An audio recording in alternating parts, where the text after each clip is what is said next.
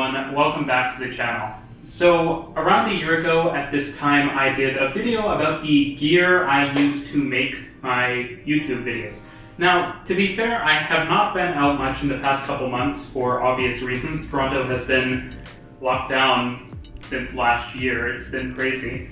But I thought I'd make a new updated 2021 version of this video to go over the stuff I use to make YouTube videos on a day-to-day basis and show you what stuff I've upgraded.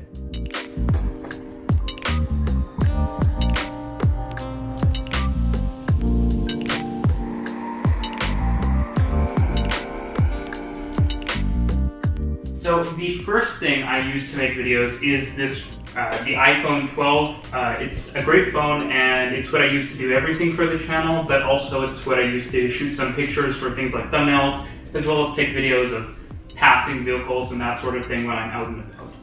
Now, before I break into the Pelican Case here, I'm going to pick up my tripod, which is the same as the one I had last year. It's the Manfrotto B3 video tripod.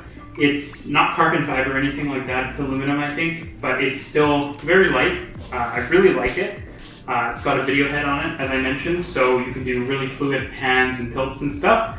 And yeah, just generally a great tripod. It's a little pricey, but I feel like Manfrotto stuff is really high quality, it's super tanky, and yeah, it's an overall great product. Only thing I don't like about this, and I certainly recommend people buying tripods to consider this, is these twist locks are not super fun. I've struggled to find this tripod without the twist locks, but yeah, not my favorite feature. Just generally buying stuff in Canada can be tricky because we just don't have a good version of Amazon. We don't have that many good camera stores. It's amazing. I've dealt with one of our camera stores locally in Toronto before, and I almost always end up canceling my orders because they just take forever to come, which is unfortunate because I'd like to support local businesses. So getting into the case where I keep all of my stuff, I really like having a Pelican case because it's nice to just have all of your video gear in one secure location. This thing is super tough. It's watertight, so you could throw it in a river and nothing would happen to it, which is actually something that matters more than you think. Condo flooding is a real thing that happens here and there in various buildings. I'm on a fairly high floor, fortunately, but it's definitely a risk you live with, and having camera gear in a watertight case actually kind of protects it. And since camera gear is expensive, it's actually worth protecting. So yeah, this is actually a newer version of the Pelican 1535 that I had last year, which is the kind of carry-on size Pelican case. It's really good. It's tough enough that you can like sit on it and it doesn't bend or anything. It's super great. The best feature that they've added is previously when you wanted to close the Pelican case, you had to sort of put a lot of force in to close it because the latches were just kind of typical latches that you would have on like a bottle of water or a case or whatever. They required a lot of force to close. These new ones are super easy to close, which is great, and opening them is actually way easier too. The old Pelican case flaps, this is going to sound silly, but they would get really tight, and when you open them, they spring open, and you could actually hurt your hand with them. So these new ones do not have that problem. They just have these little flip switches to unlock them. So I'm going to go through all the stuff I use now, starting with kind of my storage devices. So as with last year, I have two 4TB LaCie rugged hard drives, which I use to redundantly store all of my B-roll and past videos, at least the ones I've made since I started saving videos, so about a year ago, a bit more than a year ago. So that's what's on these. They're getting pretty full. They're rugged, as mentioned, USB-C. So to augment these, this year I've got two more. So these are the 5TB version of the hard drive. They're otherwise virtually identical, but the same deal. These are redundantly storing, new data I have. I'm paranoid about data storage, but for obvious reasons, I use my footage frequently in various videos. One thing you might consider is that the other two hard drives are older and they are redundant copies of each other. Something I'm thinking about doing is blending. So one of these hard drives will become a copy of one of the old hard drives and one of them will be the new footage. And that way, the older drives, which are more likely to fail, remain redundant with these drives. I also have an offsite backup using AWS, and so I'm pretty careful about this stuff. For just moving between kind of different computers and stuff, I have a Samsung T7 1TB SSD. So this is a great product. I've used the T-Series SSDs for a long time, and they're really reliable. Also in my bag, I have a ton of warranty stuff for my camera. I always lose kind of warranty stuff, etc. And being able to just put it in a case where you're like, okay, if the paper is in here, it's important warranty stuff, has actually been pretty helpful. For a camera strap, I have a Peak Design one. I swear by the Peak Design kind of camera carrying gear. It's really high quality. It's super easy to detach your camera, but I haven't really had to use this for a long time because I haven't been out and about. That's the same as last year. So next up, we have the camera. So I've actually switched back to the GH5. I was using an A7 previously. I have it kind of rigged up on a small ring cage with a battery grip as well. I use the battery grip because I kind of like the weight in my hand, but also because I have big-ish hands and properly gripping the camera is a little uncomfortable when you don't have it because you kind of get a grip quite high up, and so when you have the battery grip, it's a much better hold you get on the camera. As for the GH5, it is a really awesome camera. I am a little excited for the GH6, and I might upgrade in the future because I've used the GH5 for a long time, but it's got a lot of great features. Where do I start? So shoots in up to 5K, actually I think up to 6K. I don't use those resolutions, but it does 4K 60, which the A7 does not do. So that's pretty awesome. The A7 III, I believe higher models do shoot higher resolutions and frame rates, but for this price, it's kind of unbeatable. At least with the feature set you get with this camera.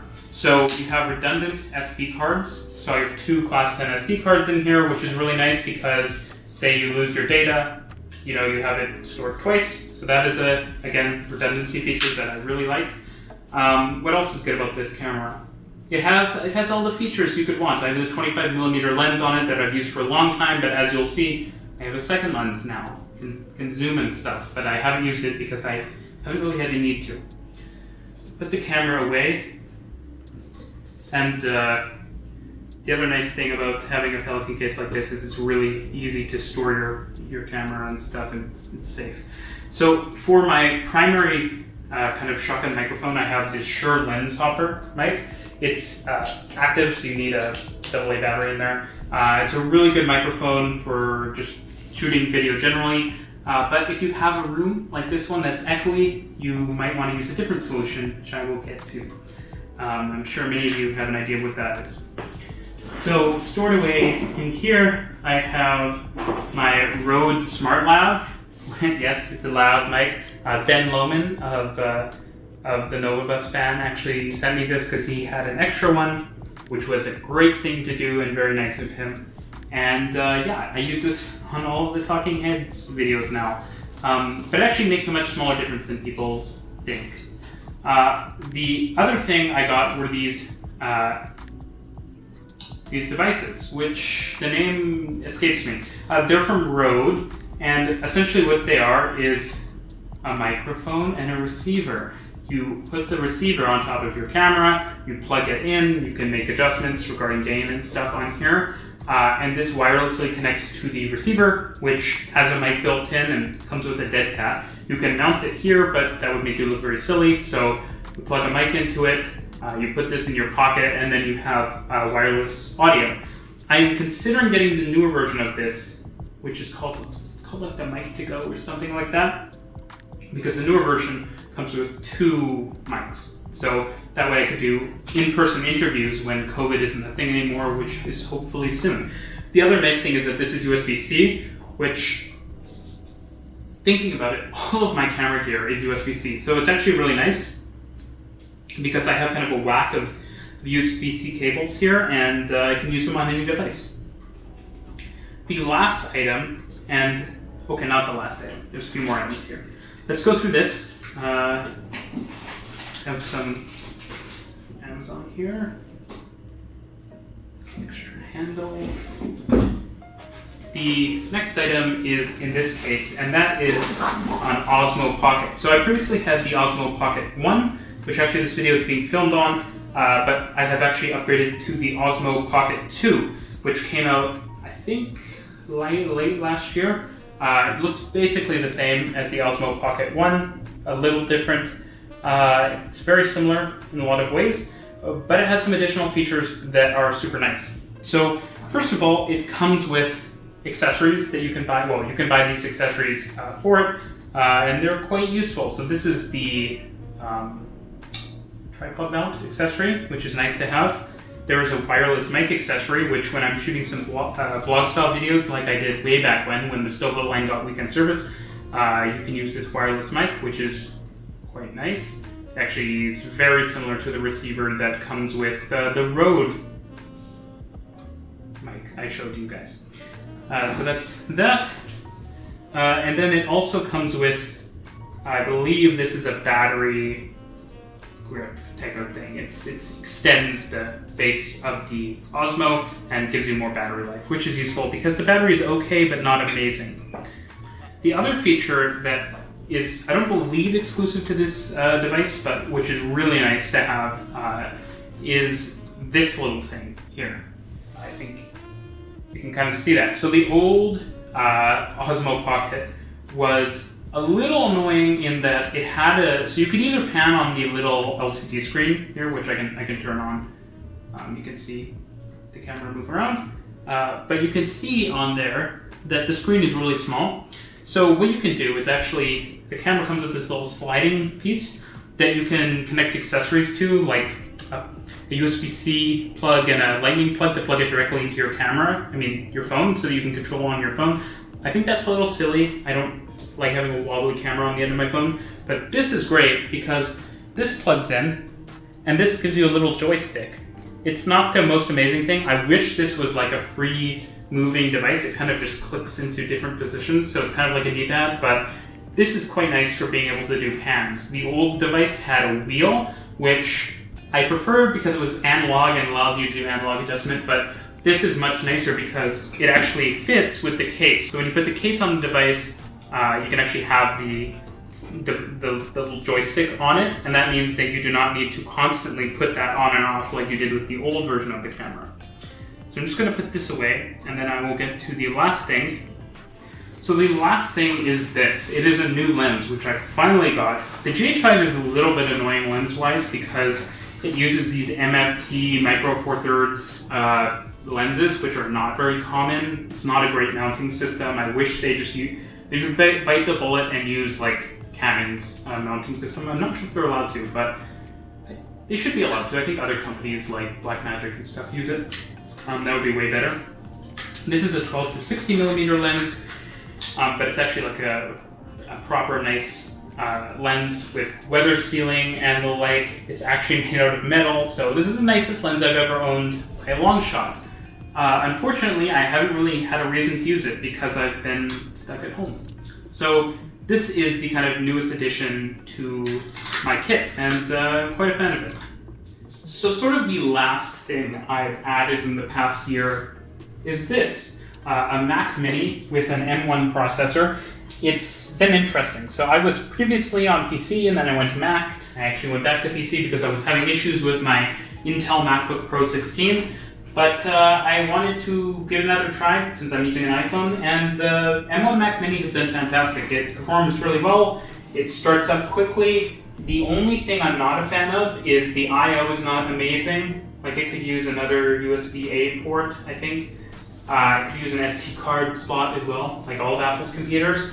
And it could have used 10 gig internet, 10 gig Ethernet from the beginning. That would have been nice. But the main thing that annoys me about this computer is the shockingly bad M1 app capability still.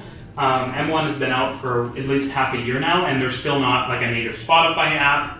There's not a native Discord app, and these are pieces of software I use a lot. And both have like really good progressive web apps, but I don't know, I like having native desktop apps, and it just annoys me so much that I cannot get just native M1 apps. I don't want to install Rosetta and stuff. Because I have a PC I can use, but it's a little frustrating that it's taken this long and there's still no support for those applications. Besides that though, that is everything I've used in the past year. I also added this Rio 4K webcam, which I use on my streams, which is pretty good. But besides that, that's all the gear I use on a day-to-day basis. It's good, it satisfies my needs. I think it's pretty much everything I will need for the foreseeable future. The only thing that I do think about getting, as someone mentioned on a recent live stream, is a drone. The issue is that flying a drone in Canada is a bit of a tedious process. You can get tiny drones that are basically toys and fly them around, and they have cameras, and including small DJI ones that have 4K cameras. But I feel like if I'm gonna get a drone, I gotta kind of commit fully and get like a Mavic at least, and I believe the Mavic is one of the drones that requires you to go get like a license and all of these things, and it's kind of a huge headache, and sucks because shooting would be great with that, but if you have a big drone, you can't fly it near a major airport. And major airport is a pretty wide, broad term. A lot of airports are considered major, and since you can't fly within, I think, 5 kilometers of them, or within 5 kilometers of quite a few different things, the places you can fly a drone in an urban area in Canada are very limited. So if you see people shooting with a drone in like downtown Toronto, you're pretty much not allowed to, unless it's a tiny drone, which few people own. So essentially, I don't know about drone, I'm thinking about it. If you have any questions about this stuff I use on a day-to-day basis, leave it down in the comments below. Thank you for watching. Go follow me on Instagram and Twitter. Consider supporting on Patreon. I'll see you in the next one.